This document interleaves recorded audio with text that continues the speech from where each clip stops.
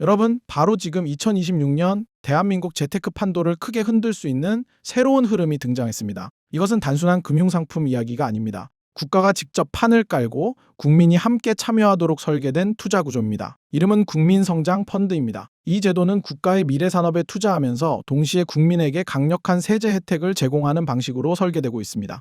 많은 분들이 뉴스를 통해 이 단어를 한 번쯤은 들어보셨을 겁니다. 하지만 대부분의 뉴스는 제도 설명이나 숫자만 전달합니다. 정작 중요한 것은 그 구조가 우리의 자산에 어떤 변화를 만들 수 있는지입니다. 이 흐름을 이해하면 단순히 정책을 아는 수준이 아니라 앞으로 어떤 방식으로 자산 전략을 세워야 하는지까지 보이기 시작합니다. 대한민국에서 돈을 모은다는 것은 결코 쉬운 일이 아닙니다.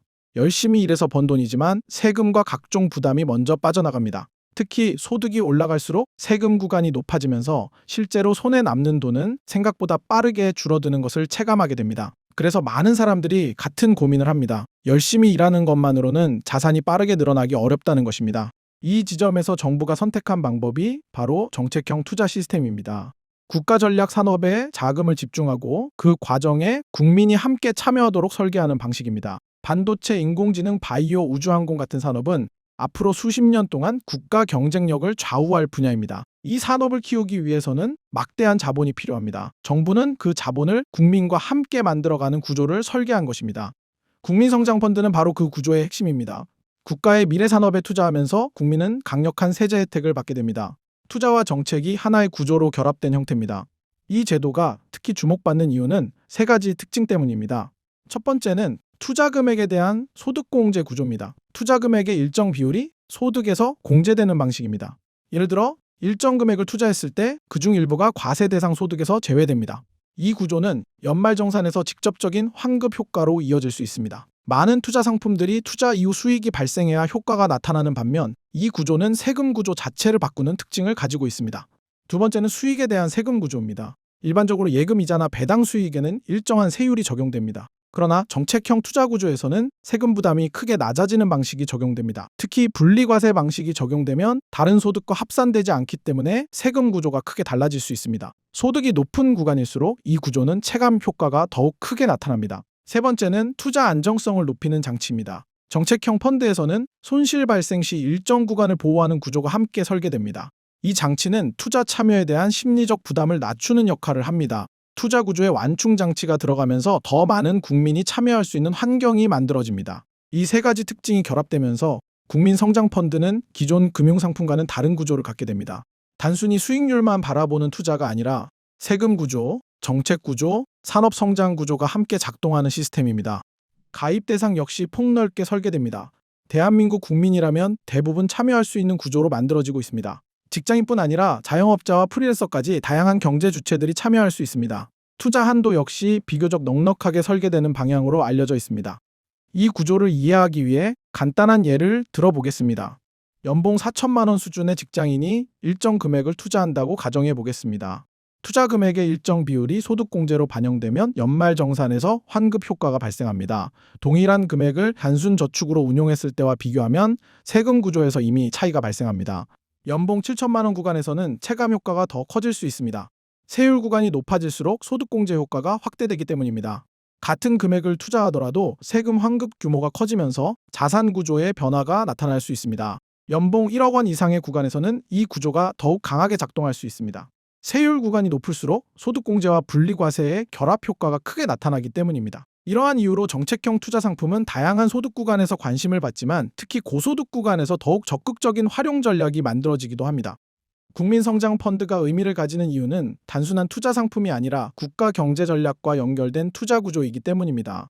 전 세계가 기술 경쟁을 벌이고 있는 상황에서 국가 경쟁력은 산업 투자와 직결됩니다.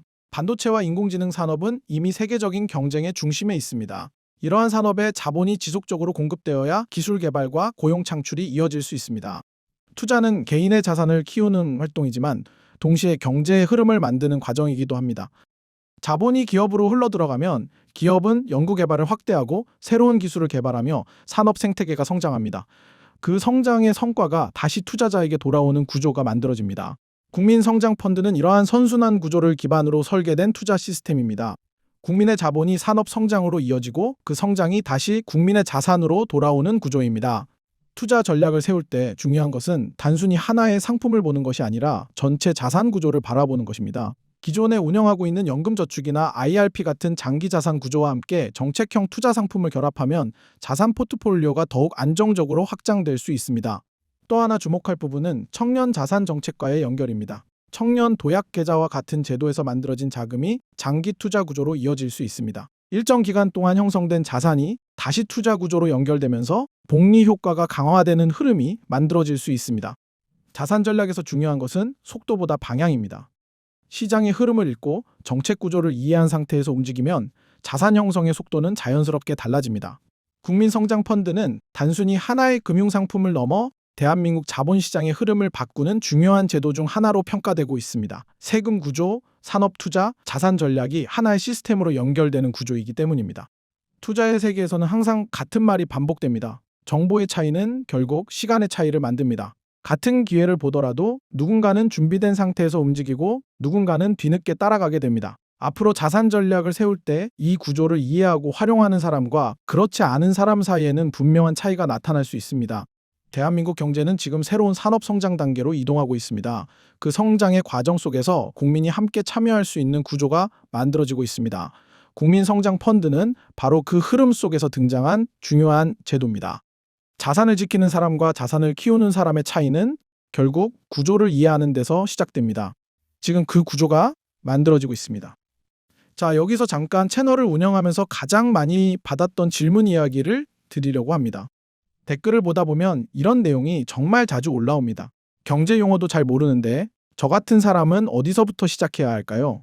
이 기업이 뭘로 돈을 버는지도 모르겠어요. 그런데 투자해도 되는 건가요?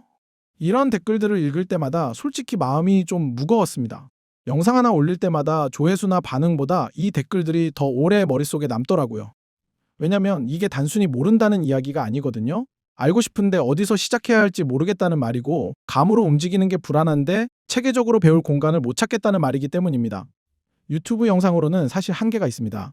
불특정 다수가 보는 공간이다 보니 깊게 들어가면 어렵다고 하고 쉽게 풀면 내용이 얕아지고 그 사이 어딘가에서 균형을 잡아야 하는데 그러다 보면 진짜 필요한 내용을 충분히 다루지 못할 때가 많습니다. 그래서 따로 공간을 하나 만들었습니다. 거창하게 말하면 똑똑 경제방 일기 모집이고 쉽게 말하면 같이 공부하는 공부방입니다. 이 공부방에서 다루는 내용은 크게 세 가지입니다. 첫 번째는 경제 공부를 이제 막 시작하는 분들을 위한 기초 지식입니다. 뉴스를 봐도 무슨 말인지 모르겠다고 느끼셨던 분들, 기업 실적 보는 법부터 배우고 싶으셨던 분들께 맞는 내용입니다.